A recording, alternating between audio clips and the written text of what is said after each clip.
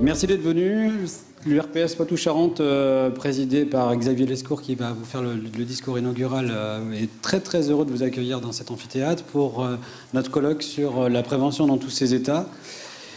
Je pense que vous allez apprendre plein de choses aujourd'hui. À travers ça, vous allez voir différents modes en fait, de prévention qui peuvent être réalisés, comme le catémono d'entrée ou comme justement l'affiche le montre, un peu partout en entreprise, en maison de retraite, au travail, mais aussi dans nos cabinets libéraux.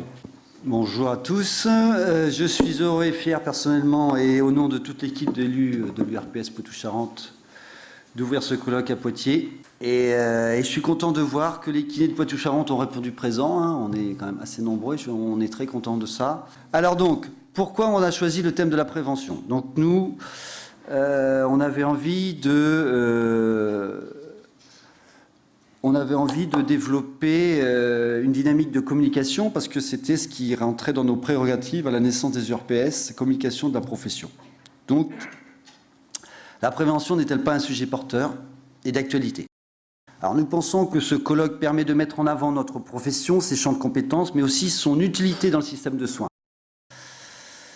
La prévention est un fort potentiel de développement, d'avenir et de progression.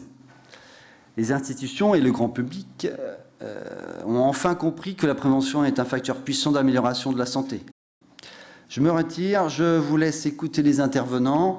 Ils vont nous démontrer que nous savons faire et bien faire. Et les tables rondes sont là pour vous ouvrir les bras et d'autres bonnes volontés pour ouvrir d'autres horizons. Merci, bonne journée. Merci.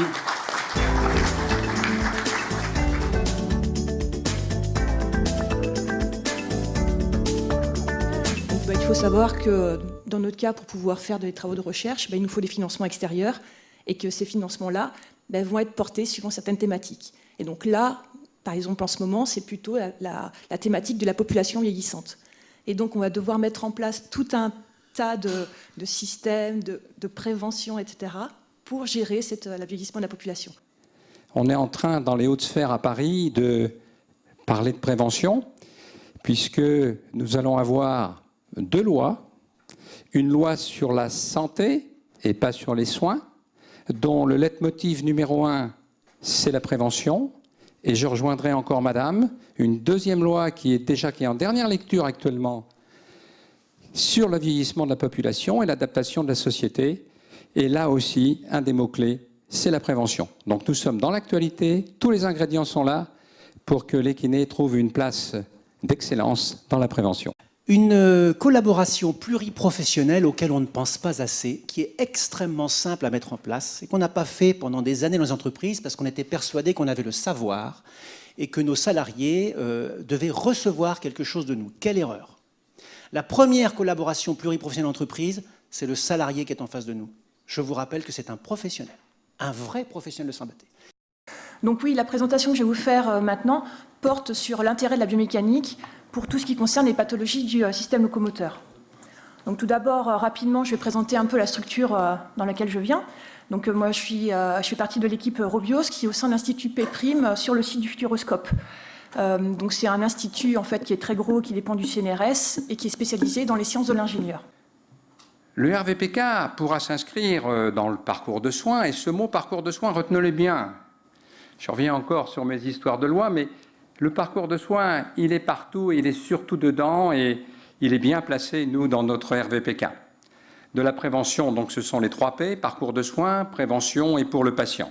Et donc l'ARS a retenu cette offre qui pourtant était un petit peu éloignée du programme initial qui était grosso modo l'activité physique tous azimuts en prévention primaire. Et nous, on est quand même dans une activité physique très adaptée, en l'occurrence, vous le verrez, de la prévention par le mouvement, de la prévention par la gestuelle, pour un public très ciblé et plutôt en prévention secondaire.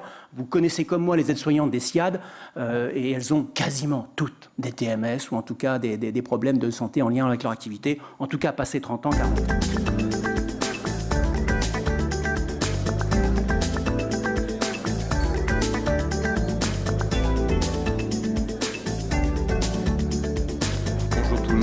Merci pour votre invitation et donc me permettre de parler de l'éducation thérapeutique.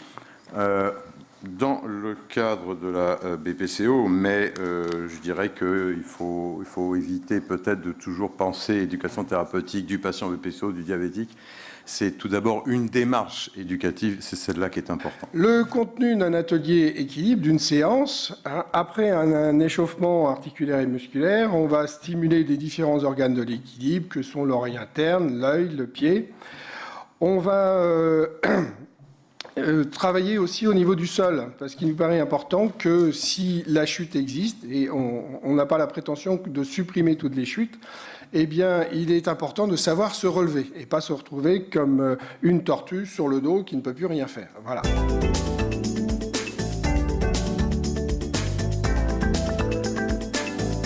Alors moi, j'ai écouté tout ce qui s'est dit ce matin, j'ai regardé notre programme et je pense que jusqu'à maintenant, on a oublié, quand on parle de comment financer, qui finance, l'agrément de formateurs, etc., on a oublié pour les professionnels de terrain qui sont ici, un des pans de notre possibilité de prévention, qui est la prévention en cabinet libéral. Xavier, s'il te plaît, est-ce que tu peux nous donner donc moi, je vais ressenti reprendre mon rôle de président du RPS, parce qu'il faut savoir que dans les institutions, donc il y a l'ARS, c'est pour ça que le RPS a été créé, c'est pour essayer de développer les relations des professionnels de santé vers les ARS, cette grosse structure qui a un projet régional de santé.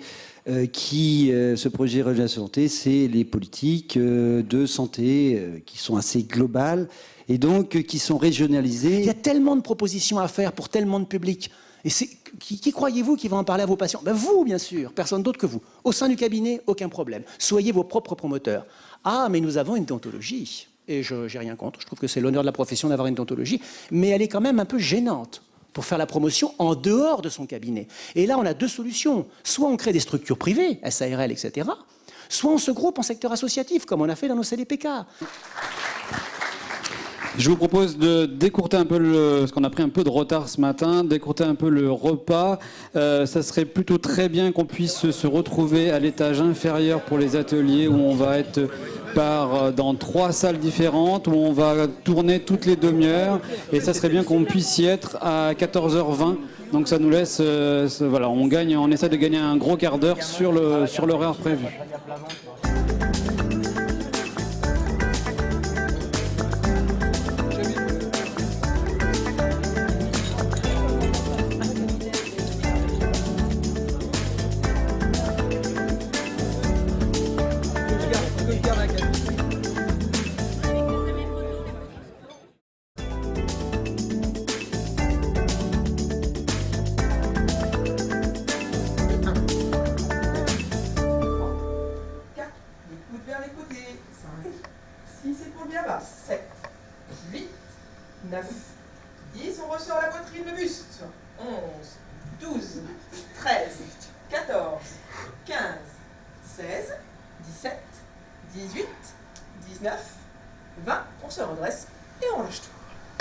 C'est long, 20 secondes. Ce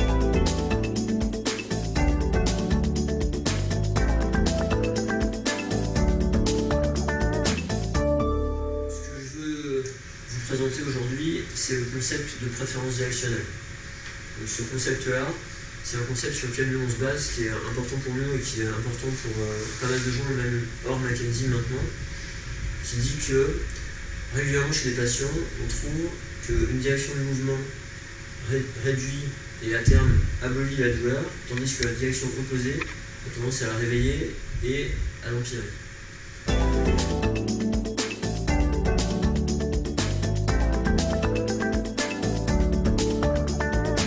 Nous avons à notre disposition donc technique de contracter lâcher. Alors je vous propose dans un premier temps d'aller serrer les mâchoires, d'aller serrer les poings, de laisser la tension se jouer jusqu'aux épaules, quitte à les voir remonter jusqu'au lobe d'oreille. Prendre ce temps de bloquer la respiration, de serrer les fesses, de contracter les cuisses, de contracter les mollets jusqu'à la crispation des orteils. Et puis quand ça suffit, ça suffit.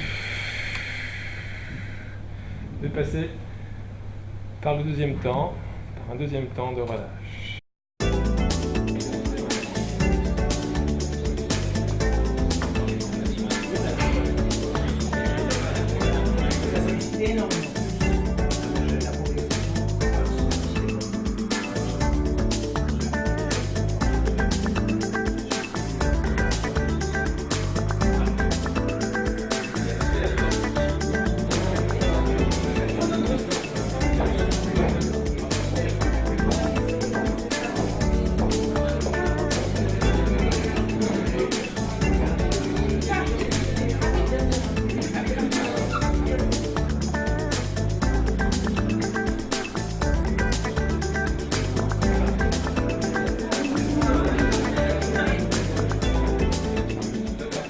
Doit se faire dès la formation initiale des jeunes, donc ça tombe bien.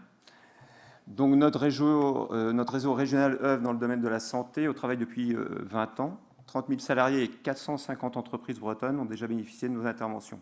Il faut savoir que les jeunes vont dans ces entreprises après, donc on a déjà un lien avec les entreprises. Ont été ciblés les enseignants et les élèves des bacs pro logistique, bâtiment et aide à la personne, donc en cohérence avec ce qui a été dit précédemment. On va appeler Sandrine Cernal de Cap Bordeaux, Gironde, pardon. Bordeaux. Pour qui va nous présenter la prévention des TNS chez les agents de servitude en milieu nucléaire. C'est une formation qui est basée sur la confrontation avec l'image, qui permet de rendre les agents plus actifs, plus vigilants par rapport à ce qui leur arrive, qui s'interrogent sur ce qu'ils font et ce qu'ils sont en train de faire et pourquoi ils le font. Ça permet d'agir mieux sur leur milieu et de mettre en valeur leur travail et leurs compétences par rapport à leur hiérarchie, et ça crée un dialogue. Parce que le fait de savoir ce qu'ils disent et comment ils le disent et de pouvoir les exposer dans ces fiches d'amélioration à risque, ça leur donne une crédibilité d'experts. Voilà.